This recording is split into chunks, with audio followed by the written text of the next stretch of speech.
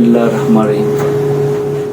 شکر الحمدللہ اللہ تعالیٰ کی ذات کا لاکھ لاکھ شکر کہ اس نے ہمیں کروڑوں نعمتوں سے نوازا، اور درود و سلام ہو آپ علیہ السلام کی ذات مبارکہ پر اور آپ کے صحابہ پر۔ آج میں محمد تنویر خان ایک دفعہ پھر محفل ٹی وی کی جانب سے حاضر ہوں۔ آج ہم حکیم صاحب کے پاس آئے ہیں۔ کافی لوگوں کے سوالات ہیں، کیونکہ گرمی کا موسم ہے، لوگوں کو اکثر ناک سے خون آ جاتا ہے، بچوں کو، بوڑھوں کو تھوڑی سی گرمی لگتی ہے تو خون آ جاتا ہے۔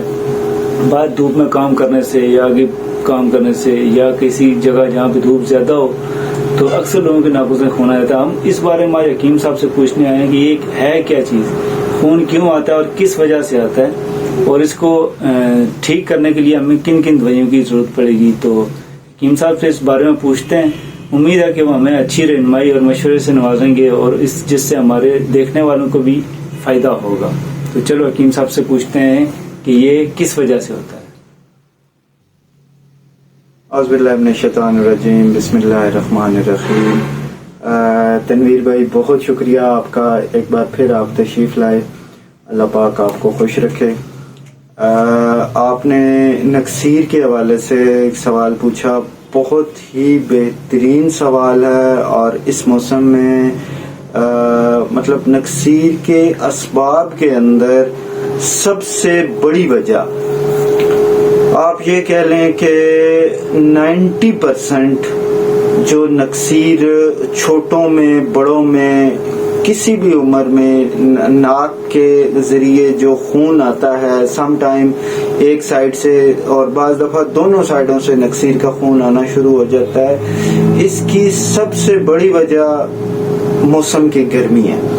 جب باہر موسم کے اندر گرمی ہوتی ہے تو اس کے ساتھ جو ہے یہ نکسیر آنا شروع ہو جاتی ہے، باڈی کے اندر ویکنس ہوتی ہے، باریک رگیں پھٹتی ہیں۔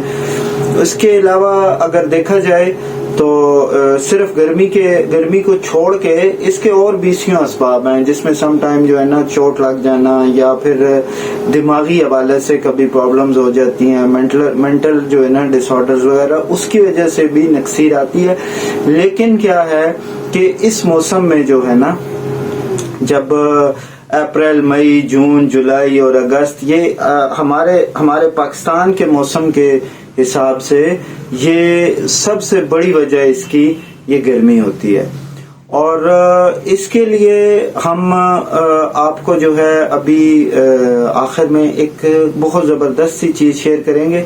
اس میں کیا ہے، یہ بالکل نارمل سا نسخہ ہے، اور عام طور پہ بازاروں میں جو ہے نا یہ بنا ہوا بھی مل جاتا ہے، شربت انجبار کے نام سے آپ کو کسی بھی کمپنی کا مل جائے گا۔ ابھی کمپنیوں کے نام میں نہیں لوں گا، لیکن یہ ہے کہ آپ اگر مارکیٹ میں جائیں تو کسی بھی کمپنی کا آپ شربت انجبار لے سکتے ہیں۔ اور پھر ابھی آج میں جو ہے نا ابھی اس ویڈیو کے آخر میں آپ کو بتاؤں گا کہ شربت انجبار آپ نے گھر میں کیسے تیار کرنا ہے۔ بہت آسان ہے، بہت ہی جو ہے نا وہ ایزیلی آپ اس کو خود بنا سکتے ہیں اور خود استعمال کر سکتے ہیں، اور جسمانی گرمی اور خاص طور پہ نکسیر کے حوالے سے چھوٹے بچوں کے لیے بھی اور بڑوں کے لیے بھی بہت زبردست چیز ہے۔ اس میں آپ نے کرنا کیا ہوگا کہ سب سے پہلے جو ہے نا آپ کو انجبار کی جڑیں چاہیے ہوں گی۔ کسی بھی پنساری کے پاس آپ جائیں گے، وہاں سے آپ نے نا انجبار لے لینا ہے۔ لائک میں آپ کو بتاتا ہوں، اگر آپ نے جو ہے نا 1 لیٹر تیار کرنا ہے نا، تو چلے ہم 1 لیٹر کے حساب سے تیار کر لیتے ہیں۔ باقی لوگ پھر اس کو اس حساب سے جو بڑھانا چاہیں تو اس کو ڈبل کر کے 2 لیٹر بنا سکتے ہیں، پھر مزید ڈبل کر کے 4 لیٹر، جتنا جس کو چاہیے ہوگا اس حساب سے وہ بنا سکتے ہیں۔ ٹھیک ہو گیا؟ تو آپ نے کیا کرنا ہے کہ انجبار کی جڑیں لینی ہے آپ نے تقریباً 35 گرام۔ ٹھیک ہو گیا؟ اس کے بعد آپ نے سندل سفید لینی ہے، سفید سندل کا برادہ، یہ بھی پنساریوں سے نارمل چیز ہے، آرام سے مل جاتی ہے۔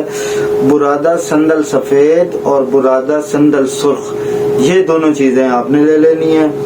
پھر اس کے بعد ایک چیز آتی ہے حب اللاس، یہ ایسے گول گول چھوٹے چھوٹے بیج سے ہوتے ہیں، یہ آپ نے لینی ہے۔ سندل سفید، سندل سرخ اور حب اللاس، یہ آپ نے 10-10 گرام یعنی کہ 1-1 تولہ لینا ہے۔ ٹھیک ہے. پھر اس کے بعد 500 گرام چینی ہوگی. 500 گرام چینی آپ نے لے لینی ہے اور پھر اس میں جو ہے آپ نے تقریباً 2 سے 2.5 لیٹر پانی ڈال کے اور پھر اس کے اندر جو ہے نا یہ تمام چیزیں ڈال کے ہلکی آنچ پہ چولہے کے اوپر رکھ دینا ہے. اس کو جو ہے وہ ابلتا رہنے دیں تقریباً آدھے سے پونے گھنٹے تک اس کو ابلتا رہنے دیں. جب دیکھیں کہ یہ گاڑھا ہو چکا ہوا ہے, ٹھیک ہے نا, آدھا پانی اس کا خشک ہو چکا ہوا ہے تو اس کو اتار لیں. یہ آپ کا شربت تیار ہے. ٹھیک ہو گیا جی. اب یہ مزید ایک تو یہ خاص طور پہ آپ کا نکسیر کے اوپر کام کرے گا. صبح شام 2 چمچ نارمل پانی میں مکس کر کے آپ دیں, بچوں کو دیں, بڑوں کو دیں.